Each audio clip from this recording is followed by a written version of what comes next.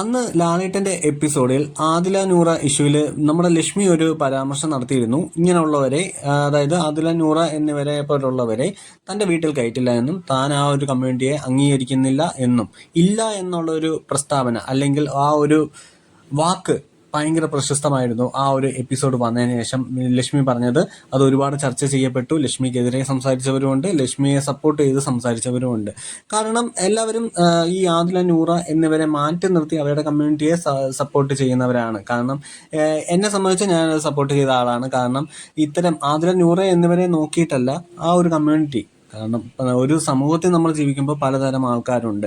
അപ്പോൾ അവരെങ്ങനെ ജീവിക്കണം എന്നുള്ളത് അവരുടെ തീരുമാനമാണ്. അപ്പോൾ അവരുടെ ജീവിതം എങ്ങനെയുള്ളത് മറ്റുള്ളവരെ ബാധിക്കുന്നില്ലല്ലോ. അപ്പോൾ എന്നെ സംബന്ധിച്ച ഒരാളിപ്പോൾ അങ്ങനെ ഒരു കമ്മ്യൂണിറ്റി ആണെന്ന് വെച്ച് എന്നെ അത് ബാധിക്കുന്ന കാര്യമല്ല. എന്ന് പറഞ്ഞ് അവരിവിടെ ജീവിക്കേണ്ട, അവരിവിടെ ജീവിക്കാൻ അർഹതപ്പെട്ടവരല്ല എന്ന് പറയാനുള്ള അവകാശവും എനിക്കില്ല. അത് പോട്ടെ, ഞാൻ അതിനെപ്പറ്റി ഒന്നും പറയുന്നില്ല, അത് വേറൊരു വിഷയമാണ്.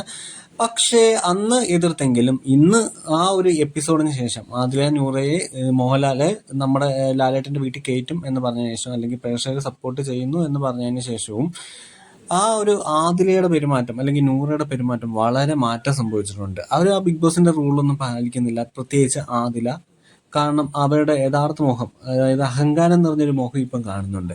അപ്പോൾ ഇപ്പം എല്ലാവരും പറയുന്ന ഒരു കാര്യമാണ്, അന്ന് ലക്ഷ്മി പറഞ്ഞത് കറക്റ്റാണ്, ഇവരെ വീട്ടിലല്ല പഞ്ചായത്തിൽ പോലും അടുപ്പിക്കാൻ പറ്റില്ല എന്നുള്ള കാര്യം. ആ ഒരു ആദില നൂറ എന്ന രണ്ട് വ്യക്തികളെ വെച്ചിട്ട് തന്നെയാണ് പറയുന്നത്, അല്ലാതെ ആ ഒരു കമ്മ്യൂണിറ്റിയെ വെച്ചിട്ടല്ല. അപ്പോൾ അവർ പറഞ്ഞൊരു പ്രസ്താവന ഇല്ല. അതുകൊണ്ട് തന്നെ ഇപ്പം എല്ലാവരും പറയുന്നുണ്ട് ഇവർ ബിഗ് ബോസ് ഹൗസിൽ അർഹരല്ല, അവിടെ നിൽക്കാൻ അർഹതയല്ല ഏത് ആദില എന്ന് പറയുന്ന കണ്ടസ്റ്റന്റ്. അപ്പോൾ എല്ലാവരും നിങ്ങളുടെ തീരുമാനം എടുക്കുക. മത്സരാർത്ഥികളെ, നല്ലതും ചീത്തയായിട്ടുള്ള മത്സരാർത്ഥികളെ തിരഞ്ഞു പിടിക്കുക, മനസ്സിലാക്കി വെക്കുക. അവർക്ക് നല്ല മത്സരാർത്ഥികൾക്ക് വോട്ട് കൊടുക്കുക, അല്ലാത്തവരെയൊക്കെ പുറത്താക്കുക.